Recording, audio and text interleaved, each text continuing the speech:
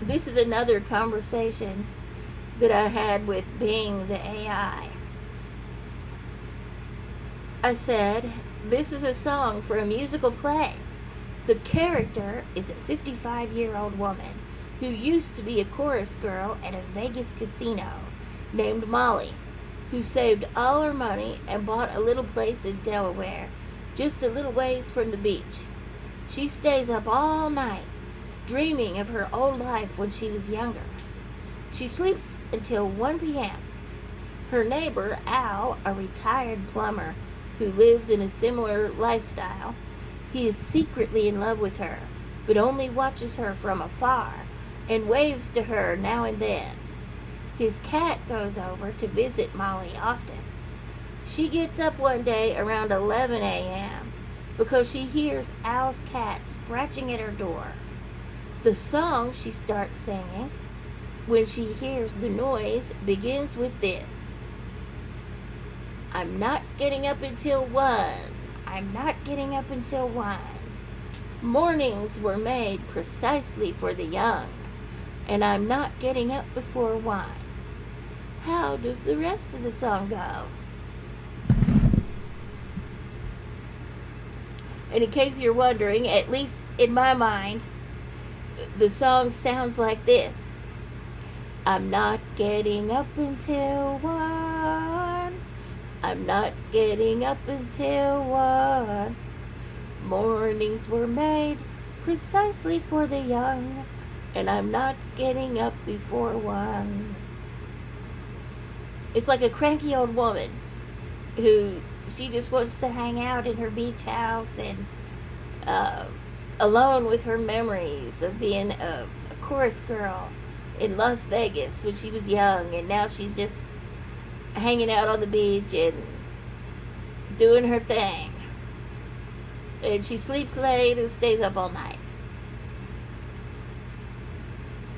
But the neighbor, I guess, falls in love with her. It's like an idea for a play. And I'm running it past Bing. And Bing said, that's a catchy start for a song. Here is how I would continue it. I'm not getting up until 1. I'm not getting up until 1. Mornings were made precisely for the young, and I'm not getting up before 1. I don't need the sun, or I don't need to see the sun. I don't need to see the sun. I've had enough of its bright and burning fun, and I don't need to see the sun. Pretty good, huh? I'd rather stay in bed and dream. I'd rather stay in bed and dream of all the places and the faces I have seen. I'd rather stay in bed and dream. But there's a cat outside my door. There's a cat outside my door. He wants to come in and curl up on the floor. But there's a cat outside my door. He belongs to Al next door. He belongs to Al next door. He's a nice old man, but he's such a bore. He belongs to Al next door. He always waves and says hello. He always waves and says hello, but he never asks me out or says let's go. He always waves and says hello. Maybe I should give him a chance. Maybe I should give him a chance. He might surprise me with some romance. Maybe I should give him a chance. But I'm not getting up until 1. I'm not getting up until 1. Mornings were made precisely for the young, and I'm not getting up before 1.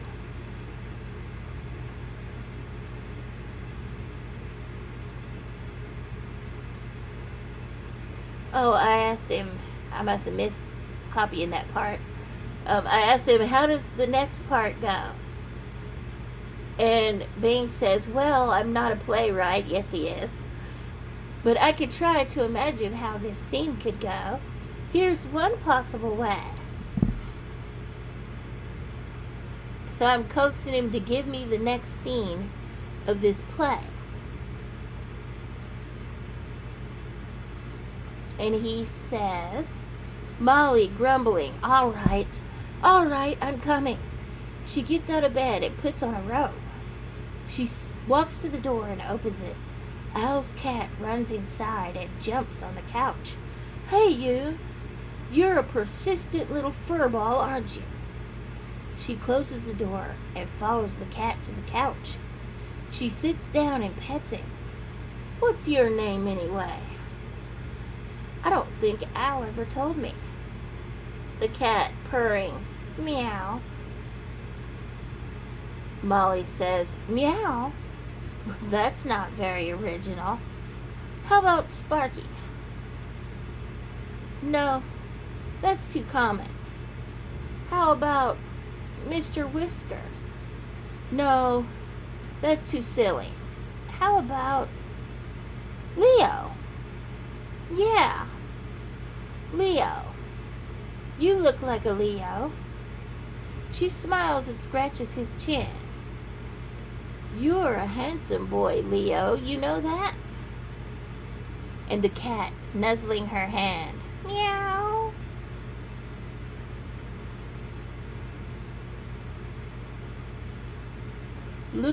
Molly looking out the window. Oh, look at that. It's already noon. Time flies when you're having fun, huh? She sighs and stands up. Well, I guess I should get ready for the day. Maybe I'll go for a walk on the beach later. Do you like the beach, Leo? The cat tilting his head. Meow? Molly, yeah, me too.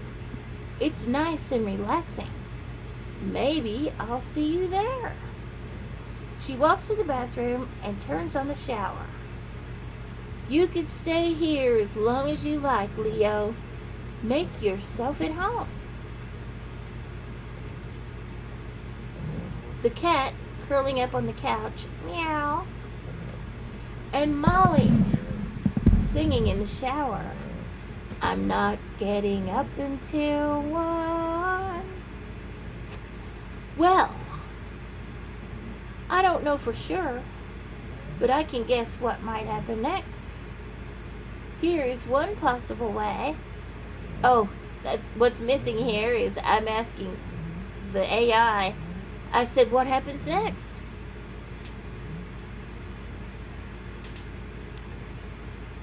And so he's suggesting to me here. Al knocking on Molly's door. Molly, are you in there? It's Al, your neighbor. Molly wrapping a towel around herself and opening the door. Al, what are you doing here? Oh, hi, Molly. I'm sorry to bother you. I was just looking for my cat. Have you seen him?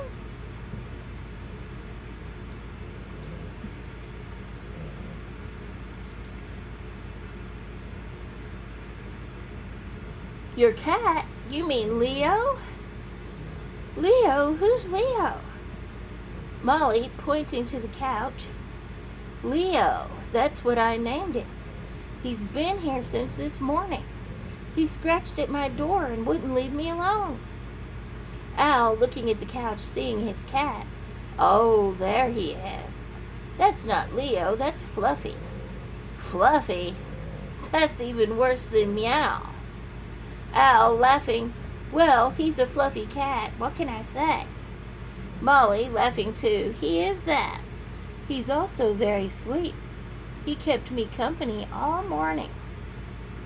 Al smiling. He likes you. He always comes over to your place when I'm not home. Really? How do you know? Well, I have a camera in his collar. I can see what he does when I'm away. Molly, surprised. You have a camera in his collar? That's interesting. Yeah, it's a little gadget I got online. It lets me see what he sees and hear what he hears. It also has a GPS tracker and a microphone. A microphone? So you can talk to him?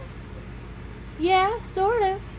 I can press a button and say something like, come home, or good boy, or I love you. Molly, raising an eyebrow, says, you say I love you to your cat? Al, embarrassed, well, yeah. He's my best friend. Molly, touched, that's very sweet, Al. Al, looking at her with admiration, you're very sweet, Molly. Molly, blushing, says, thank you, Al. Al, gathering his courage, listen, Molly, there's something I've been meaning to tell you for a long time. Molly, curious, what is it? Al, well, the cat interrupting, meow. Al and Molly looking at the cat.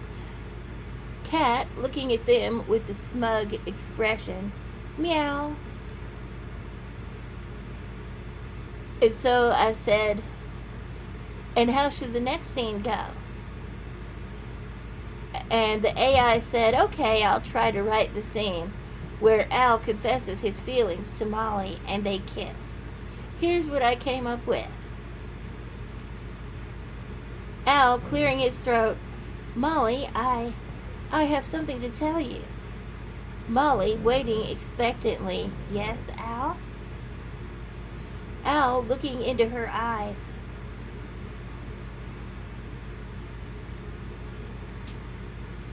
Molly, I love you. Molly, gasping, you do? Yes, I do. I've loved you ever since I moved here. You're the most beautiful, amazing, wonderful woman I've ever met. You make me feel alive again. You make me happy. Molly, tearing up, oh, Al, that's the sweetest thing anyone has ever said to me. Al, reaching for her hand, Molly, will you be my girlfriend? Molly, nodding, yes, Al, I will. Al, smiling, really? Molly says, really? Al, leaning in, can I kiss you? Molly, leaning in too, please do. The cat, jumping off the couch, pushing them together, meow. Al and Molly kissing passionately. Cat purring and rubbing against their legs, meow.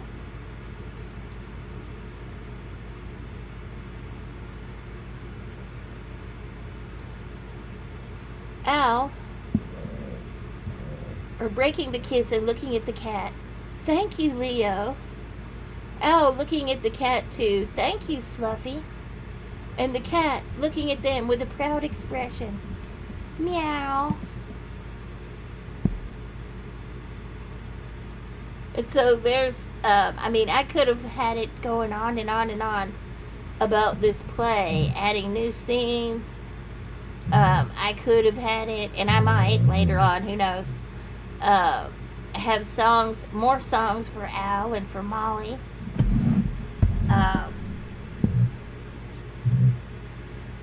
This is just a fabulous tool that anyone can use to write whatsoever comes into your mind. Whatever you could dream up, you could create using the AI tools. So there you have it. It really is very good. I recommend it to everybody. If you like writing and creativity and things like that, art of any kind,